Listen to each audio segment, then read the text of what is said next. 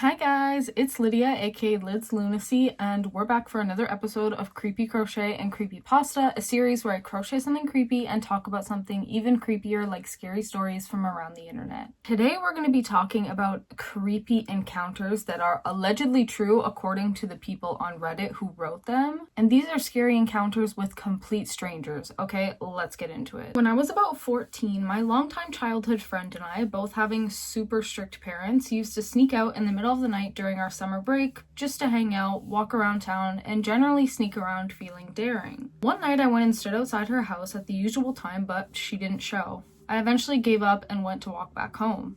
About halfway back, a car came down the street towards me. I was on the same side of the road and some instinct told me to cross to the other side. Just as I decided to do so, the car started slowing down. So I crossed and it sped up again. As it passed me, the driver turned his face towards me and gave me a penetrating stare that chilled me. As the street was otherwise completely silent and deserted, I could easily hear this car reach the end of the road, then turn and head back my way. Thinking fast, I waited until he'd almost reached me before running back across to the other side of the road. This time the look he gave me was unmistakably angry. He sped up again, and as I was just passing a smaller side road, I ran down there as fast as I could. I knew there was an alleyway at the other end that I could get home through, and he couldn't drive down that way. Again, I heard the car reach the other end of the road and turn around again. As the sound of the engine approached, I dove behind a parked car. He came down my side road, driving very, very slowly. Peeking out, I caught a glimpse of the driver looking left and right as his car crept along the road. He was clearly looking for me. As soon as the car had turned a corner out of sight, I ran up a nearby gravel driveway that turned out to have a couple of lock-up garages at the other end. By some amazing stroke of luck, I found one was unlocked. I slipped inside and pulled the door to, crawled under a tarp in a dark corner, and just waited. A few minutes later, I heard a car door slam. Then I heard one of the most terrifying sounds I've ever heard. Footsteps on gravel. They came to my end of the driveway and just stood there for a while. I don't even know how he knew I was there, as he wouldn't have been able to see me go up there in his rearview mirror, unlike he presumably had with the side road, but apparently he did. Eventually he seemed to give up, and I heard the footsteps receding back down the drive, then the car door slam, and the engine rev up. I have no clue how long I stayed there under that tarp in the pitch dark with my legs cramping up, but it felt like forever. It was morning by the time I got home. This was almost 30 years ago, but I can still feel those chills. Pretty sure my dog saved me from a dangerous encounter. I was very pregnant and was leaving the grocery store with my cart. Lexi was waiting for me in the car. She loved the car rides when the weather was good. So I was loading up the groceries and realized that a man I had seen sitting in a car before I went into the store was still there and was watching me. He got out of his car and asked if I needed assistance, which I get. I was very pregnant. It was the polite thing to do, but something about it immediately put me on alert. I was completely unnerved by him and still can't state exactly what it was. I said no thanks, I've got it, but he continued to get out of his vehicle and walk towards my car. Lexi had been snuggled up on the front seat and must have heard there was some concern in my voice or something. Dude continued to walk my direction, claiming he just wanted to help. I continued to say no, I don't need help, no worries. As the man approached the hatch of my vehicle where I was loading the groceries, Lexi sprang up from the front seat, leapt over the back seat, and jumped to the cargo area and started growling and baring her teeth. It was dark and she was an all-black dog, so she seemingly appeared from nowhere. That was the only thing that made the dude back up and leave. He started cursing at me, calling me names for not accepting his help, and for letting my dog threaten him. I will say, thank goodness it was dark, because Lexi was a cardigan Welsh corgi that was all black and was far less intimidating looking in the daylight. She looked like a black lab puppy but had super short stumpy little legs. She stayed right by my ankles the rest of the night once we were home, would not let me out of her sight. This was in San Jose, California. I worked at a car dealership and a lady came in to look at a truck. She was going to pay cash. She was wearing expensive jewelry but acted very strange. The whole time I was trying to figure out if she was on drugs. I ultimately decided I wasn't comfortable going on a test drive with her. We were close to closing anyway. There was just something off.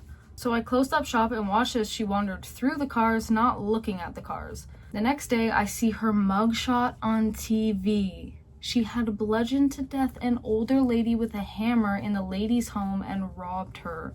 She committed this crime the night before visiting our dealership, so the jewelry she was wearing, purchasing her getaway car, I can't help but feel I got out of that situation with my life. So glad I trusted my gut on that one. I was traveling north for the first time via Greyhound bus. I was 23 and nervous as hell, and as I was walking to the bus stop with my massive backpack on, I see out of the corner of my eye a group of people leaning on the bus station's exterior walls. One woman had gotten up and started walking towards me. I ignored it because, it's crowded and I'm tunnel visioning my way to my bus stop since I've never traveled this way before. I'm almost to my stop when suddenly I feel the sharpest, most mind-numbing pain in my arm. Turns out this woman came up and with all her might elbowed me directly in the center of my arm as I walked past her. It literally knocked me 3 feet to the right. Out of reflex, I yelped and whipped my head around to her. She was dead still, stopped where she elbowed me, and was looking directly at me. Fuck, if the gaze this woman had on me wasn't like I murdered her entire family and spit on their graves while singing God Save the Queen, she looked ready to kill me, and I have never seen someone look at me that way. It made my stomach drop, and I just turned back around and walked even faster to my stop. Somehow her eyes were both lifeless and full of utter hate for me at the exact same time. I had a bruise that spanned the entirety of my upper bicep, and I couldn't use my arm for basically the entire trip. I never want to be looked at like that again. I knew if I said something, did anything, this woman would do something absolutely insane. Well, more insane than knocking a 23-year-old lost-looking girl to her ass for no reason. When I was in college in rural Kentucky, I ended up stranded one weekend in Lexington. My sister had dropped me off at the Greyhound station before heading to the airport. She'd been visiting me from out of state, and I was going to catch the bus back to my small college town. Only problem was that it was Sunday and the regular bus didn't run that afternoon. This was before smartphones were ubiquitous, so I couldn't look it up in advance. I walked around the street to the Walmart with my duffel bag and sat in the entryway area calling different friends trying to find a ride home, all the while feeling near tears, stressed and tired and just wanting to get home. Then a man who was exiting the store stopped and stared at me for a few seconds. Mid-50s, gray hair, trucker cap. He said, "Do you need a ride?" I have never had this experience before or after, but I felt like I had a split-second psychic intuition and I knew that if I went with that man, I would end up dead. I just instantly felt it in my bones, like I could see the future. It was terrifying. I said no, and he tried several more times, but finally left. Thankfully, a friend of a friend finally gave me a ride, still during daylight hours, and I made it home safely. I like to walk/run in the forest trails, and one day I decided to go alone. I usually always go with someone, and as soon as I was about to enter the trail, a man who was just arriving to the parking area in his car honks his horn and waves at me. At first I thought, oh, maybe it's someone I know, so I waved back, but then I started walking towards the car and noticed I didn't know him, so I started to walk back into the forest. He drove off, and I thought that was the end of it. I thought maybe he was just a friendly stranger, so I kept walking, but within 2-ish minutes, he was behind me. Then he started to walk next to me and talk to me. He was thin, long, unkempt hair, and overall, he just scared me. He had a big tote bag hung from one shoulder and his opposite arm inside the bag. He said, "Yeah, I just came to walk with my cat. She's inside my bag. She loves coming here." At this point, I had stopped walking, and we were just standing in the trail facing each other. The whole time he talked to me, he kept coming closer and closer to me. I didn't realize just how much he had traveled until I noticed I wasn't on the cement trail anymore and was on the actual forest grass really close to the trees. He kept asking if he could walk with me or if I wanted to go with him. That, coupled with him continuing to get closer to me and also with his arm inside the bag like he was going to pull something out, really began to freak me out. I began to get really anxious and nervous, and I know he could tell, but that didn't stop him. Any normal person would have sensed the discomfort and left me alone. I told him I had to go and started to take steps backwards to the entrance of the trail where I had just came from. I decided I wasn't going to keep going and was just going to go back to my car. He kept walking towards me as I was walking away, telling, "Oh, why? Do you have a husband? Or what else do you have to do?" I'm not sure what his intentions were, but I'm convinced that if it weren't for the fact that there were so many bicyclists passing by that day, he would have done something to me. My significant other went mountain biking back in a large area of power lines and woods and fields. So I took the 2 dogs, 1 white lab chow mix, and 1 wolf husky mix. He went way ahead and I got my stuff together and went in to walk.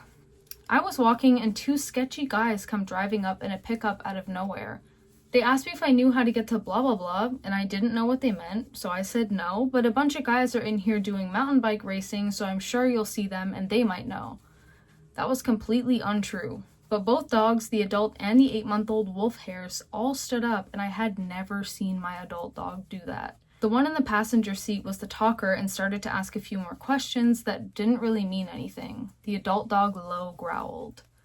The driver started saying something in the background like, "Come on, man, just do it, dude, come on, let's get it, dude, why are you sitting?" in a muffled voice. The talker said, "Where are they?" and I said, "I think just over the hill because this is the spot they marked as the finish line."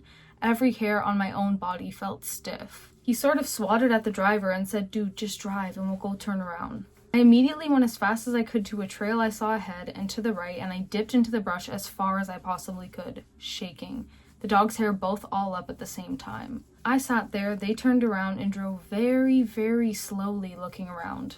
I was an experienced backpacker, so I was decently able to make myself and dogs not visible in the woods. They got out and stood around looking, then left. My partner finally came back about 35 minutes later, and I still had not stopped shaking. He didn't understand why. I don't know how I thought to say a bunch of guys were racing and that we were standing at the finish area, but I'm glad I did. I still, 30 years later, feel like I want to tell that story to the police in town, just in case there was ever something else, but I really cannot for the life of me come up with any description other than both white and both gave me and my two dogs the chills. I'm glad I really was there with him though, because if I was alone, they'd likely have been waiting at my car and it was a semi-secluded access spot to the area. Well, I don't know about you, but I am sufficiently unsettled. Just give me a second to go finish this pink Mothman. I'll be right back with the reveal. Ta-da! It is pink Mothman. This pattern will be available on my Etsy. Thank you so much for watching and or listening to this episode of Creepy Crochet and Creepypasta. Subscribe for more scary stories and I will see you in the next video. Bye!